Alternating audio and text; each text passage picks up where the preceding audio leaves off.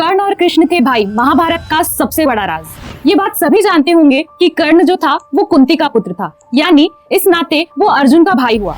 लेकिन इस बारे में आपने कभी नहीं सुना होगा कि कर्ण श्री कृष्ण का भी भाई था। आज हम आपको ये बात बताने जा रहे हैं कि आखिर किस संबंध की वजह से कर्ण और श्री कृष्ण के बीच भाई का रिश्ता था। तो बने रहिए हमारे साथ इस वीडियो के अंत तक। लेकिन दोस्तों, उससे पहले हमारे चैनल को जरूर सब्सक्राइब कर दीजिए। कौरवों की तरफ से युद्ध करने वाला महाभारत का सबसे महान योद्धा था कर्ण। वो कर्ण जिसे हराने के लिए स्वयं भगवान श्री कृष्ण को कई सारे प्रयास करने पड़े, जिसके कवच और कुंडल मांगने के लिए स्वयं इंद्र को इस धरती पर आना पड़ा। वो कर्ण था तो क्षत्रिय, लेकिन पूरी जिंदगी सूत पुत्र बनकर रह गया। भले ही उसे जिंदगी भर सूत पुत्र कहा गया हो, लेकिन वो भगवान श्री कृष्ण का भाई था।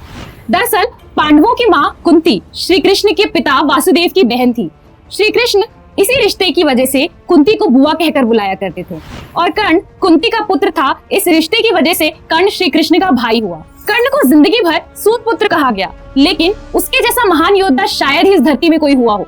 यह बात श्री कृष्ण को अच्छे से पता था कि अर्जुन के अंदर इतनी शक्ति नहीं है कि वो कर्ण को हरा सके। कर्ण चाहता तो एक झटके में अर्जुन के प्राण ले लेता, लेकिन श्री कृष्ण ने ऐसा करने से रोक दिया था।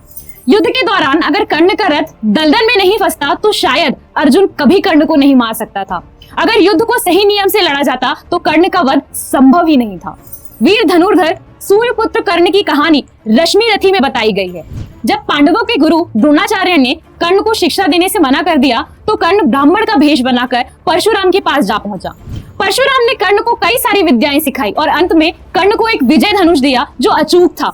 यह धनुष किसी का भी वध कर सकता था, लेकिन एक दिन परशुराम को यह बात पता चल गई कि कर्ण ब्राह्मण नहीं बल्कि सूत पुत्र है, और इस बात से नाराज होकर परशुराम ने कर्ण को श्राप दिया कि मेरी सिखाई हुई विद्या की तुम्हें जब सबसे ज्यादा जरूरत होगी तब यह तुम्हारे काम नहीं आएगी। तभी अर्जुन से युद्ध करते समय जब कर्ण विजय धनुष का आवाहन करता है तो उसके हाथ में वो धनुष नहीं आता, क्योंकि उसे परशुराम ने श्राप दे रखा था। कर्ण के पास अश्वसेन नाग और वासवी शक्ति जैसे महान हथियार थे।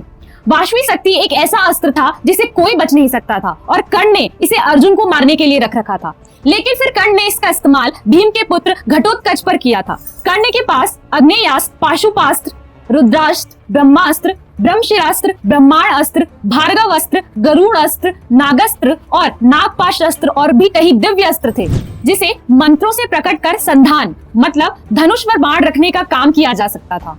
जिंदगी में अपमान सहकर आगे कैसे बढ़ा जाता है और पूरी तरह से गलत व्यक्ति के साथ रहने के बाद भी अपने मित्र का साथ कैसे दिया जाता है, इसका सबसे बड़ा उदाहरण पृथ्वी में कर्ण है। दुर्योधन ने इतनी बुराइयां की, लेकिन कर्ण ने हमेशा उसका साथ दिया, क्योंकि दुर्योधन कर्ण का मित्र था। मित्रता की असल परिभाषा हमें कर्ण ने सिखाई है। कर्ण ने पूरे जीवन अपमान सहा, लेकिन कभी उसका विरोध नहीं कर सका।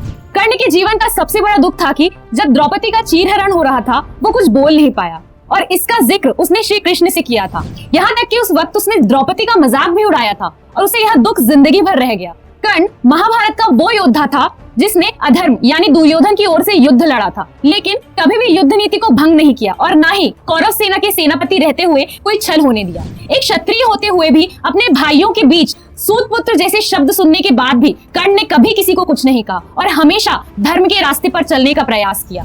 श्री कृष्ण कर्ण को बहुत अधिक सम्मान देते हैं, और वो कर्ण को इस दुनिया का सबसे महान योद्धा कहते थे। तो दोस्तों, ये थी कर्ण और श्री कृष्ण के रिश्ते की वो कहानी जो आपको शायद ही पता रही होगी। आप हमें कमेंट बॉक्स में जरूर बताइएगा क्या बिना श्री कृष्ण के कभी अर्जुन कर्ण को हरा पाते, और इस वीडियो को अधिक से अधिक शेयर करके लोगों को इसके बारे में जरूर जानकारी दीजिएगा। दोस्तों, ये जानकारी हमने इंटरनेट और धार्मिक पुस्तकों से ली है, इसीलिए हम इसकी पुष्टि नहीं करते हैं। बाकी इस चैनल को सब्सक्राइब करने के साथ हमारे फेसबुक पेज को जरूर फॉलो करें। धन्यवाद।